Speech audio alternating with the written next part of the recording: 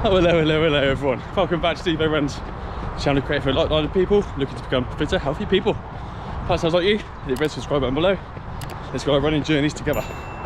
Right, today, hill sprints day. The absolute king of all workouts. Whether you're training for 5k, 10k, half marathon, marathon, ultra. This is a must in any workout routine. So I'm heading for the hills, or so they say. I'm going to show you exactly how they're done, why you should do them, and do them myself too, and see what benefits we get. Don't you go anywhere.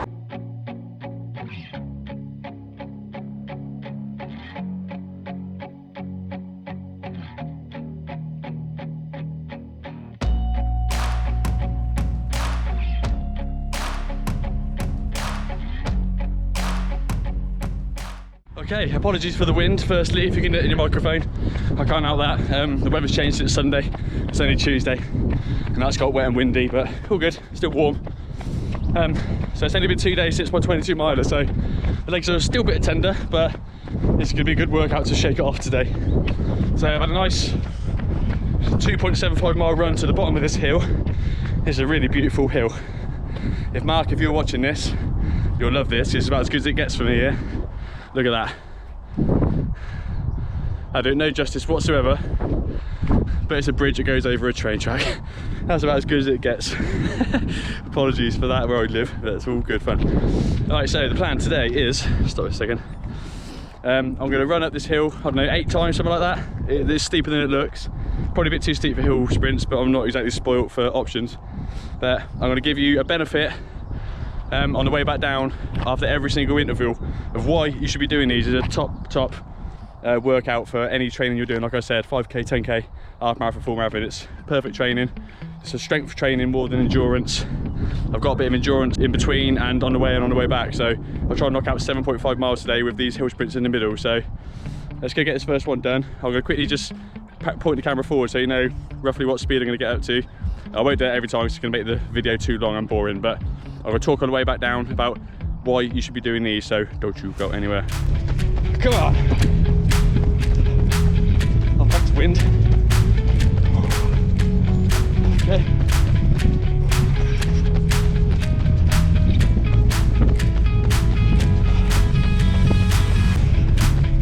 Right, pace going up this first one.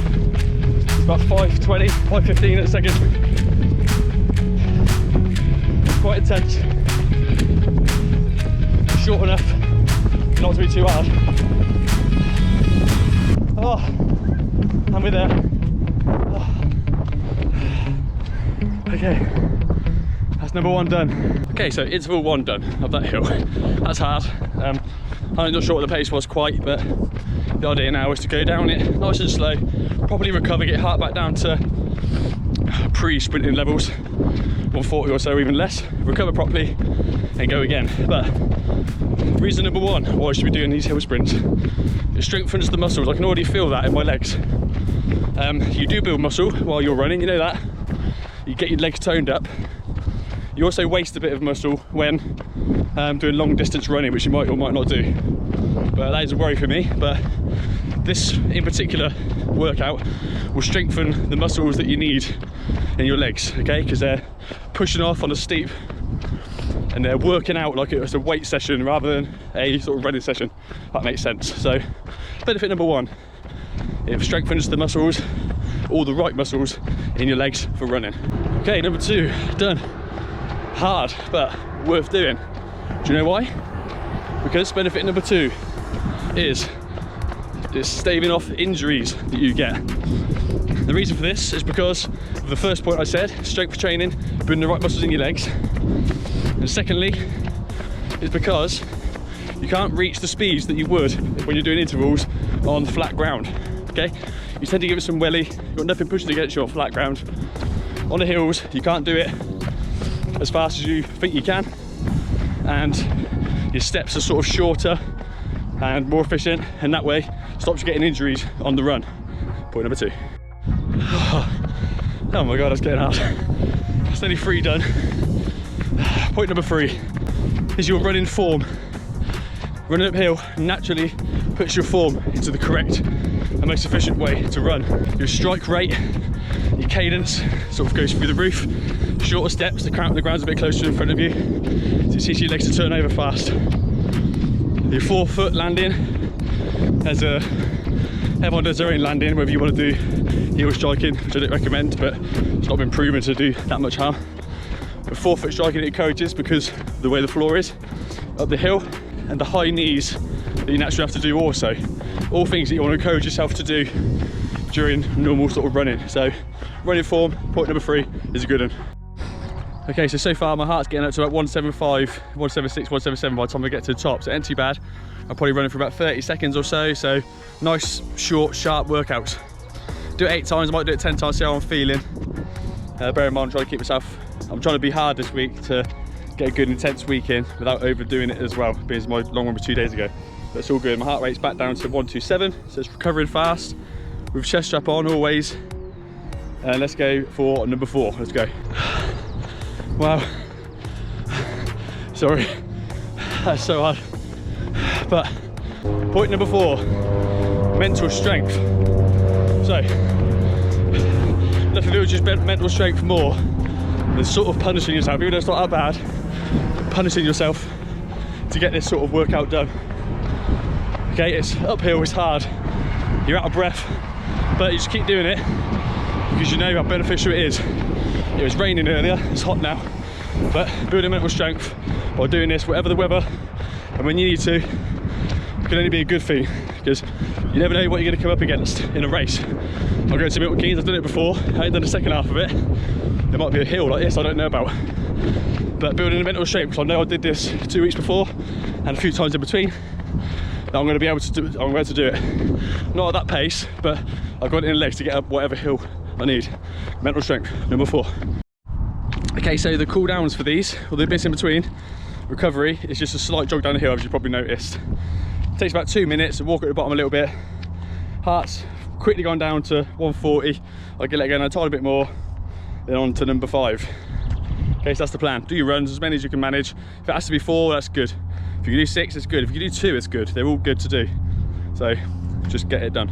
Okay, point number 5, nice simple one, is strides power. So the more power it's taken to make your strides up this hill, and the faster rate you're sort of doing it, equals efficiency. So on a flat road, if you've got a strong, powerful stride, and you're doing it quite fast, you can turn yourself as a hell of a runner. Power, stride power, point number 5. I thought I'd do this one going upwards to save some time. Stamina. If you can do this for 30 seconds at a time, on a nice steep hill, think how easy it would be to do it on the flats. Building your stamina is all you need to be able to run for a long time at a good pace on a flat surface. Do it. Point number 7, metabolism. Okay, as runners, we've got good metabolisms anyway. Okay, it's always ticking over. If you're training 4, 5, 6 times a week, your metabolism is in good nick, I'm sure. But everyone knows that HIIT, high intensity interval training, is great for metabolism, right? Get it done early in the day whenever you can, and you're constantly burning throughout the day after that. These real hard little bits in between really get your body ticking over. Any food you have, everything's turning over fast. Your metabolism is doing its working overtime for the rest of that day into the night. It's got to be worth doing. Point number 7.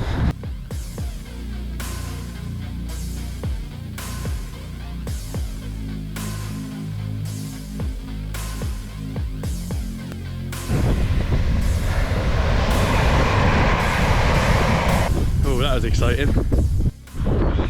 Okay, just 2 more. 2 more is all I can think of right now. But race times, or times in general.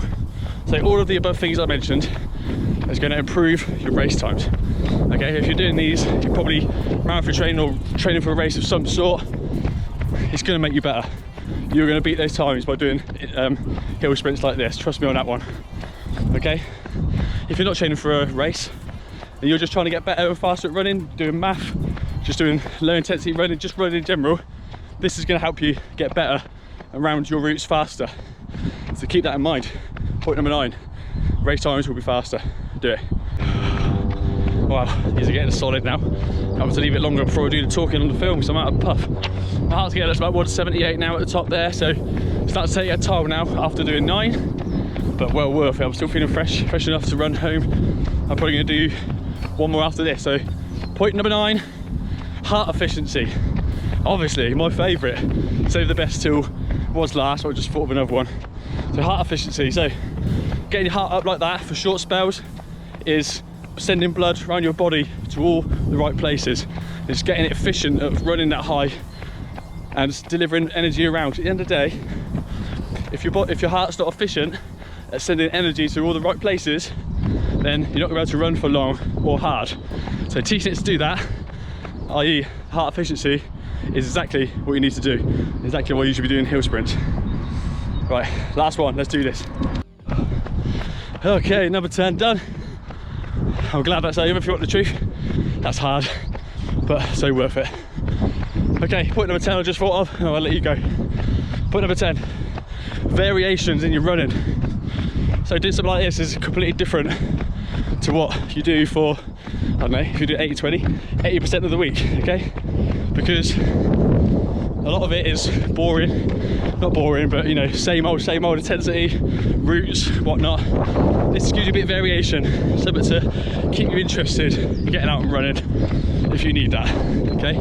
So these little intervals, any other kind of workout like this, but hill sprints especially, is something different to what you do for the majority of your running. All right, so exactly 5 miles done, 10 intervals, solid ones. I think I've got about the same time we're going up each time. I don't know till I upload it, but please check my Strava and see what you think. If I kept the same sort of speed going up, then I'm happy with that. Nice 2-minute recoveries between 2.5 miles each way for the aerobic building, base building. So that's about it for me. Thank you for staying this long, and please hit the subscribe button below. Check out my Strava, my Instagram, my Twitter, anything like that. Just search up Stevo Runs, talk to me on YouTube. I'm happy to give advice and take advice on there. I've got most of my advice from you guys. I really appreciate it. So thanks so much for joining me. See you on the next one. Stevo Runs.